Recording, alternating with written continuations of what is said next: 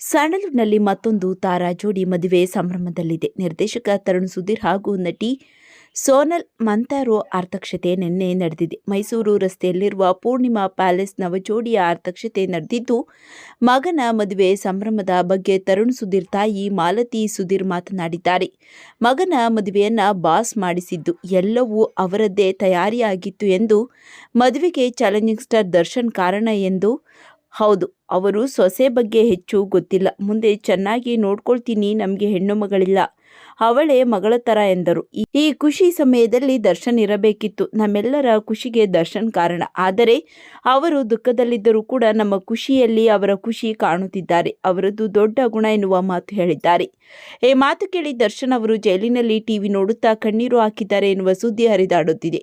ನನ್ನ ಮಗ ಮದುವೆ ಆಗ್ತಿರೋದು ತುಂಬಾ ಖುಷಿ ಆಗ್ತಿದೆ, ಆದರೆ ಈಗ ಯಜಮಾನ್ರಿಲ್ಲ ಅನ್ನೋದೇ ಬೇಸರ. ಅವರು ಅಲ್ಲಿಂದಲೇ ನೋಡಿ ಖುಷಿ ಪಟ್ಟಿರ್ತಾರೆ ಎಂದು ಮಾಲತಿ ಸುಧೀರ್ ಅವರು ಹೇಳಿದ್ದಾರೆ. ಮಗ ಡೈರೆಕ್ಟರ್ ಅಲ್ವೇ, ಹಾಗಾಗಿ ಕ್ರಿಯೇಟಿವ್ ಆಗಿ ಹೀಗೆ ಪ್ಲಾನ್ ಮಾಡಿದ್ದಾನೆ ಎಂದು ಸಂಭ್ರಮಿಸಿದ್ದಾರೆ.